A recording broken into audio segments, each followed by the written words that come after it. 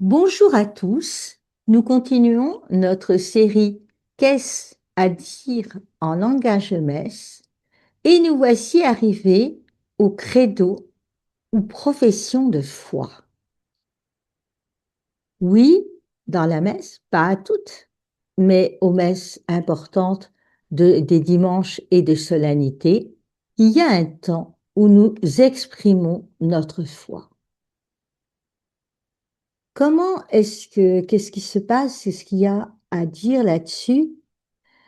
Eh bien, c'est au cours de luttes confuses contre la doctrine de l'arianisme. Alors, je ne sais pas si vous vous souvenez ce que c'est que l'arianisme. C'est une doctrine qui est professée par Arius et ses disciples, qui est fondée sur la négation de la divinité de Jésus. C'est-à-dire qu'il disait que Jésus, le Fils de Dieu, était une nature intérieure, inférieure, subordonnée. Et donc, ça nous a permis, cette doctrine-là, Darius a été condamné par le Concile de Nicée en 325, et petit à petit, notre credo, qui appartenait d'abord à la liturgie du baptême, donc s'est affiné. Et il y a toute une histoire de credo que j'avais présentée sous forme de diapo, voilà ce qui se passe, telle hérésie, tel machin. On fera sûrement une vidéo là-dessus un jour. Mais donc, le credo, il appartenait d'abord au baptême, il est entré dans la messe, il est apparu en Orient dès le premier quart du VIe siècle et il n'a été introduit à Rome dans la messe dominicale qu'au XIe siècle. Il y a une progression. On écoute. On écoute la parole de Dieu, on écoute les fidèles et on se cale.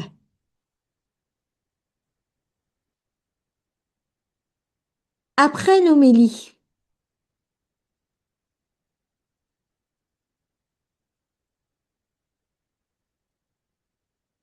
la profession de foi, elle exprime l'adhésion d'assemblée à la parole de Dieu qui vient d'être proclamée et expliquée par cette homélie.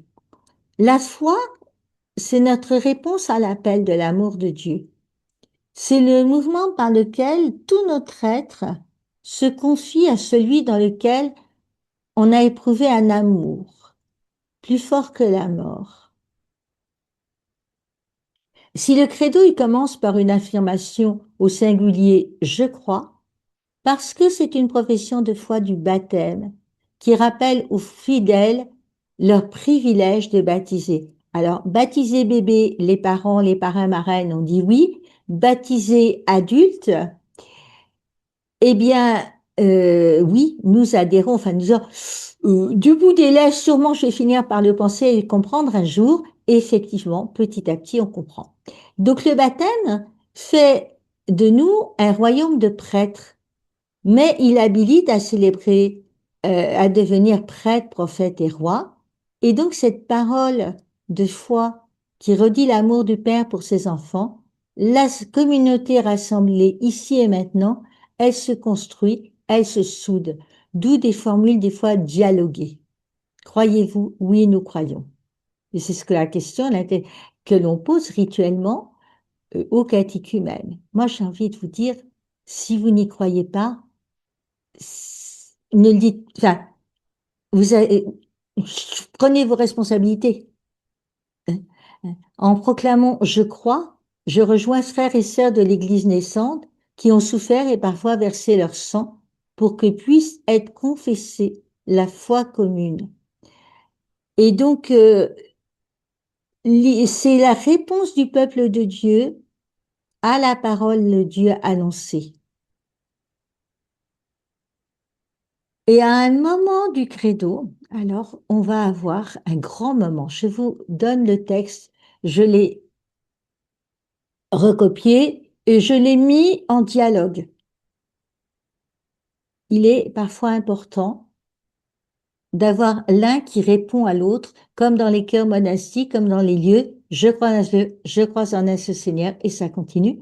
Et là, j'ai mis en italique et dans une autre police de caractères, aux mots qui suivent, tous s'inclinent, se mettent à genoux à Noël et le 25 mars pour l'Annonciation. Et c'est pour ça que j'ai fait une vidéo juste avant qui disait se mettre à genoux.